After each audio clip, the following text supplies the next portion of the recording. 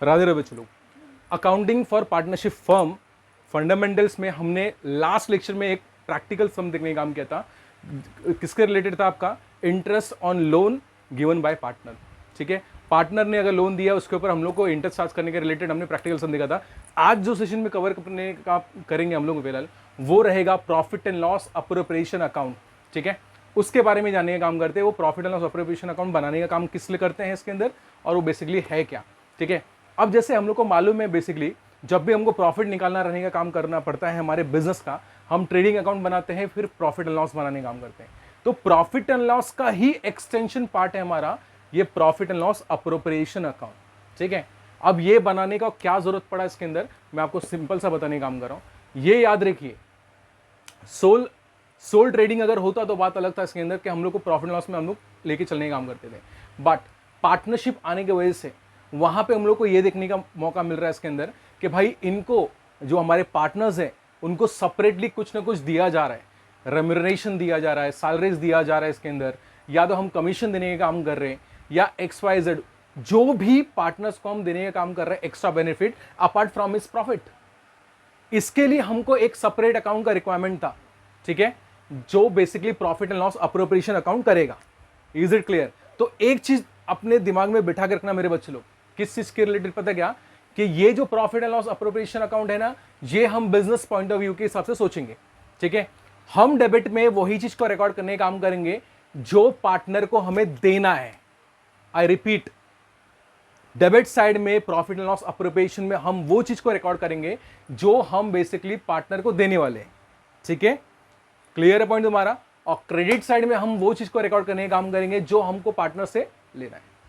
ठीक है, अब वन बाय वन देखना स्टार्ट करते हैं, डेबिट साइड को देखना स्टार्ट करते हैं। ठीक है, अब ये तो प्रॉफिट एंड लॉस अकाउंट जो दी है to profit and loss account, इसका मतलब जब प्रॉफिट एंड लॉस अकाउंट आप क्लोज करोगे, ठीक है, और अगर आपको क्रेडिट में जैसे नेट लॉस आया होगा वहां पे, तो वो लॉस को आप यहां पे लेके आओगे।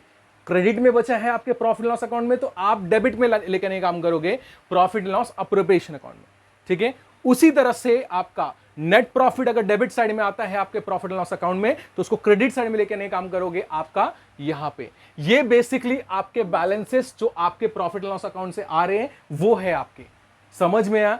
अब जो मेरा रूल्स में आपको बताने काम किया था वो समझने काम करना। देख लीजिए, डेबिट साइड में वो सब चीजें हैं जो बेसिकली हम पार्टनर्स को देने का काम कर रहे हैं।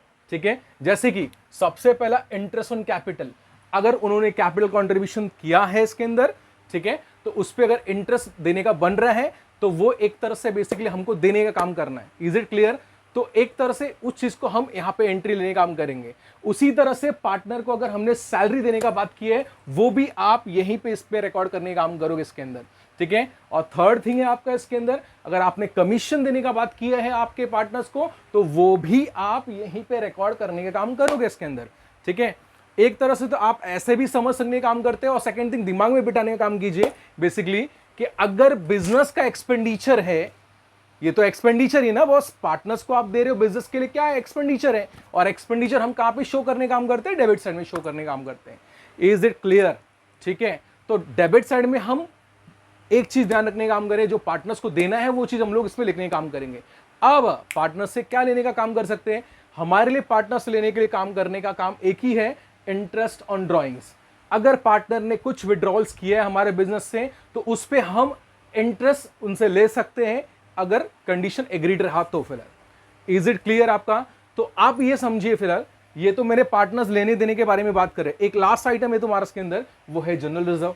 इसका मतलब सब कुछ खर्चा करने के बाद एट लास्ट कुछ प्रॉफिट्स हमारे पास बचेंगे, तो कुछ हिस्सा हमें एक साइड में रखना पड़ेगा। किसके लिए? फ्यूचर के कंटिजेंसी के लिए। इसका मतलब अगर फ्यूचर में कुछ अगर लॉस मेकिंग हमारी कंपनी जाने का काम कर रही है, हमारे बिजनेस फॉर्म जाने का काम कर रहे हैं, तो भाई रिजर्व्स तो निकाल के रख लो। तुम्हें क्या करना है? रिजर्व्स को एक साइड में रखने का काम करना पड़ेगा, वो भी आप यहीं से निकाल के रखने का काम करोगे, रिजर्व्स में ट्रांसफर कर दोगे यहां से। ठीक है, और बैलेंस अमाउंट जो भी बचेगा आपके पास अब पार्टनर्स को दे दो। फिलहाल प्रॉब्लमेटिक नहीं है, अगर आपका प्रॉफिट आ रहा है तो ट्रांसफर कर दो पार्टनर्स के बीच में। ठीक है, पार्टनर्स कैपिटल में ट्रांसफर करेंगे, और वो भी कैसे? हम डिस्ट्रीब्यूशन यहीं पे कर लेंगे, कितना कितना सबके शेयर में आने का काम कर रहे हैं, और ट्रांसफर कर देंगे। उसी तरह से क्रेडिट में अगर हमारा बैलेंसेस बचने का काम कर रहा है तो डेफिनेटली हम लोग यहाँ पे क्या होगा, लॉस होगा, तो लॉस भी हम उसको दे देंगे, किसको, तुम्हारे पार्टनर्स कैपिटल को पहले, ठीक है, और यहाँ पे डिस्ट्रीब्यूशन कर दिया जाएगा। तो यहाँ पे हम कहने का मतलब सिंपल सा अंडरस्टैंडिंग करने का काम करना कि भाई अपने को क्या प्रॉफिट एंड लॉस अप्रोप्रिएशन किसके लिए वो करने का काम करता है, पार्टनर्स को देने और लेने के लिए। समझ में आया?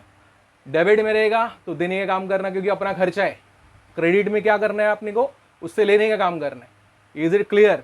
Hope so profit and loss appropriation account आपको समझ में आया होगा। Thank you, Radhe Radhe.